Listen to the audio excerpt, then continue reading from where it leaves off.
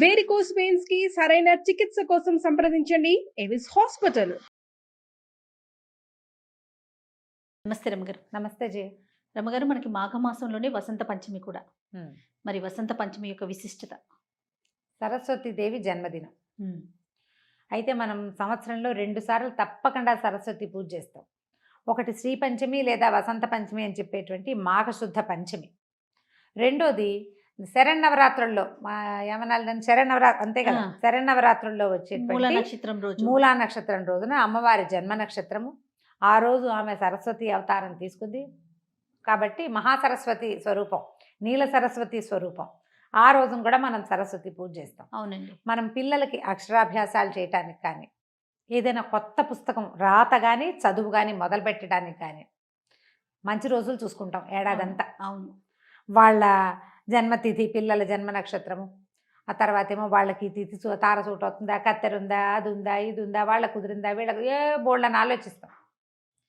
ఈ 2 రోజులు ఇటు వసంత పంచమి, ఆ మూలా నక్షత్రం నాడు ఏమీ చూడక్కర్లేదట. తిథి వార వర్జ నక్షత్రాలు దుర్ముహూర్తాలు కూడా చూడక్కర్ల. ఏమీ చూడకుండానే ఈ ప్రత్యేకమైన సమయాల్లో రోజుల్లో మనం కనుక పిల్లలకి అక్షరాభ్యాసం లాంటివి చేయించినా, లేదా ఏదైనా కొత్త పుస్తకం మనమే రాయడం మొదలు పెట్టుకున్నా, కొత్త పుస్తకం చదవటం మొదలు పెట్టుకున్నా, శాస్త్ర విద్య కూడా పిల్లల అక్షరాభ్యాసాలే కాదు శాస్త్ర విద్య మొదలు పెట్టుకున్నా కూడా చక్కగా సాగుతుంది చదువు అని చెప్తారు. ఇప్పుడు ఈ చక్కగా సాగటానికి ఇప్పుడు ఇవాళ ఉన్నది శ్రీ పంచమి. అందరి ఇళ్లలో అక్షరాభ్యాసాలు చేసేస్తారు. 3వ ఏడు వస్తే చాలు. ఇది వరకు మా చిన్నప్పుడు 5వ ఏట అక్షరాభ్యాసం చేసేవాళ్ళు. ఇప్పుడు పిల్లల్ని మరి 3వ ఏటే స్కూళ్ళలో చేర్పించేస్తున్నారు. 2 నిండితే ఇంకా చేసేయాలి.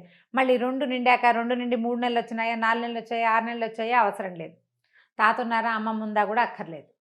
ఇంట్లో అక్షరాభ్యాసం దేవుడి దగ్గర చేయించుకోవచ్చు. లేదా ఇంకొక విశేషమైన ఫలితం ఇచ్చేది ఏంటంటే, దేవాలయాల్లో కనుక చేస్తే, సరస్వతి అమ్మవారిని పూజించే దేవాలయాల్లో చేస్తే ఇంకా అమోఘమైన విద్య ప్రాప్తిస్తుంది పిల్లలకి అని చెప్తారు. సరస్వతి దేవాలయాలంటే మనకు మామూలుగా అందరికీ తెలిసింది బాసర, హైదరాబాద్లో ఉన్న జనాలకు తెలిసింది వర్గలు.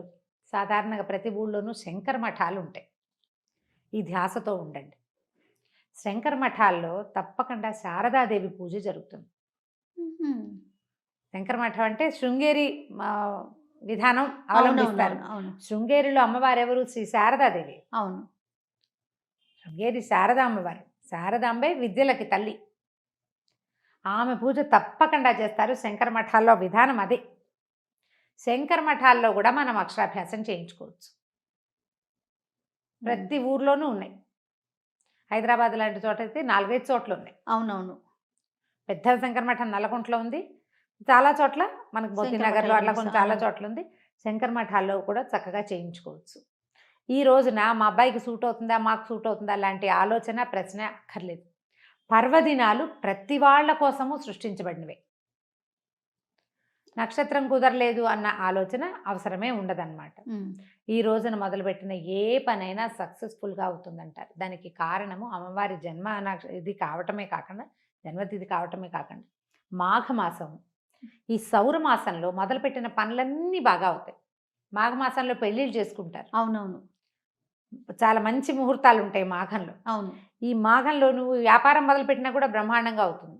కొత్తగా స్టార్టప్స్ చేయాలనుకునే వాళ్ళు కూడా ఈ పంచమి నాడు మొదలు పెట్టుకుంటే బ్రహ్మాండంగా హిట్ అవుతుంది. దాన్ని కూడా మనం మన నక్షత్రం చూసుకోవాల్సిన అవసరమే లేదు. సక్సెస్కి కావాల్సిన లక్షణాలన్నీ ఉన్న తిథి అన్నమాట ఇది.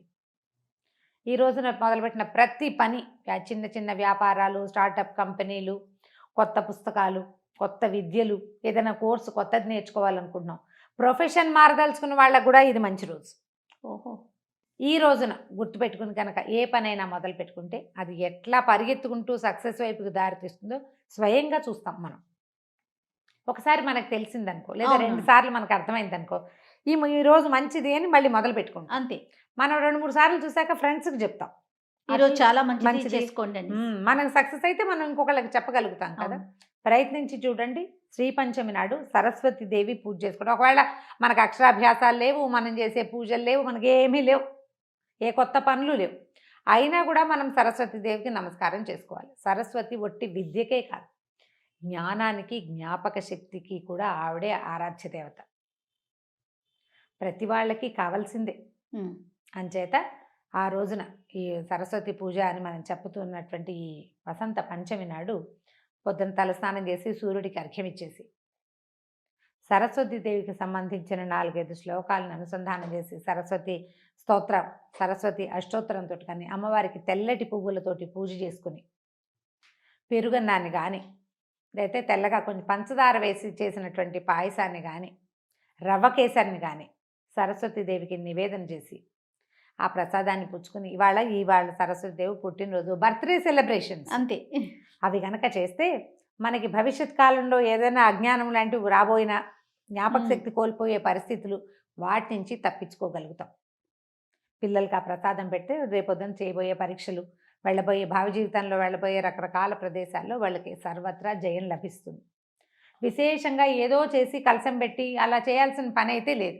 సాధారణ పూజ. సాధారణ పూజ జ్ఞాపకం పెట్టుకుని ఇవాళ సరస్వతీదేవి పూజని ఆమెకు సంబంధించిన స్తోత్రం చదువుకోవటం, ఆమె కోసం తెల్లటి పూలతో పూజ చేసుకోవటం, ఆమె కోసమే ఏదైనా ఒక తెల్లటి ప్రసాదాన్ని నివేదన చేసుకోవటం. ఈ ప్రకారంగా చేస్తే ఈ మహాపర్వదినం రోజున మనం చేసినటువంటి స్తోత్రాలు, శ్లోకాల అనుసంధానం అది మనకి ఉపయోగపడుతుంది. వాటి నుంచి ఒక పాజిటివిటీ మనకి వస్తుంది. జ్ఞాపకం పెట్టుకుని చేసుకోండి. అలాగే నమ్మగారు. నమస్తే. నమస్తే.